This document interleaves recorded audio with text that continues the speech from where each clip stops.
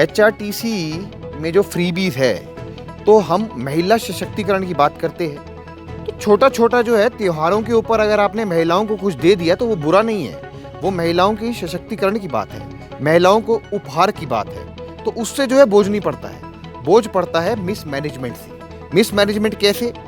आप बसों की रिपेयर समय पे नहीं कराते, आपका बसों का बर्डन है। आपका स्क्रैप समय पे नहीं बिकता, उसका बर्डन है। आपकी बसें जो है वो ख़राब चलती है, उसका बर्डन है। आप ओवर टाइम देते नहीं है, उसका बर्डन है।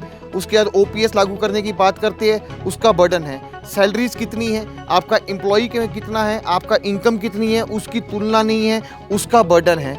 अगर आप देखेंगे तो अगर आप एक निगम में राजनीति ना करते हुए उसको एक निगम की तरह चलाएंगे तो वो अवश्य प्रॉफिट में आएगी।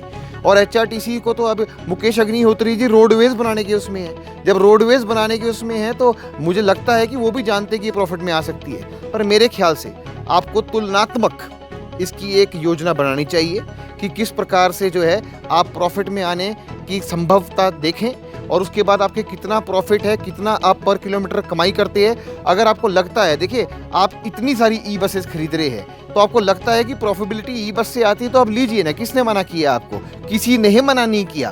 पर अपने कर्तव्य और फर्ज से भागे मत।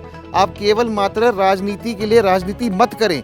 आप केवल मात्र जो है वो जनता को गुमराह करने के लिए राजनीति ना करें। आप सत्य सामने रखें, बुक्स अकाउंट सामने रखें, उसकी हाईली पब्लिसिटी करें तो लोगों को पता लग जाएगा कि क्या झूठ है, क्या सच है और कैसे आगे निगम को चलना चाहिए।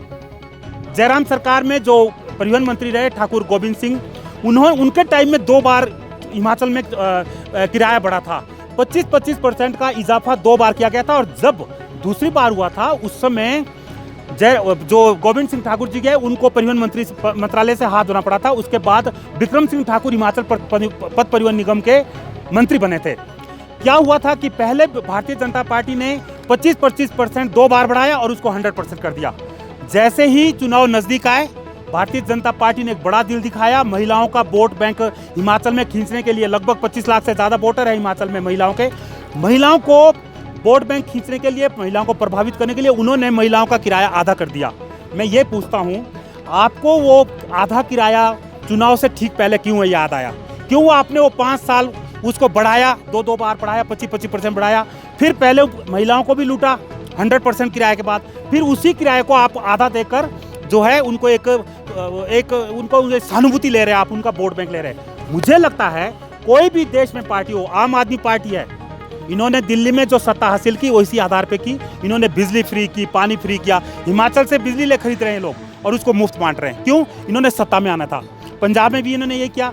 भारतीय जनता पार्टी की, चाहे वो केंद्र की सरकार हो चाहे हिमाचल में हो, इन्होंने मुफ्त देने की शुरुआत कर दी है। लेकिन जो 75 साल का जो कांग्रेस पार्टी का रिकॉर्ड रहा है, 75 साल जो कांग्रेस पार्टी ने देश और प्रदेश को बनाया, उसके पीछे मुफ्त बांटने की सोच नहीं थी।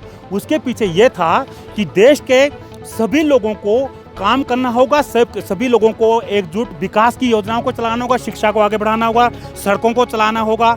जो आज ये रॉकेट छोड़ रहे हैं, रॉकेट लॉन्च किए जा रहे हैं, ये सारा जो सिस्टम है, जो बुनियादी ढांचा है देश का, ये कांग्रेस पार्टी ने बनाया था।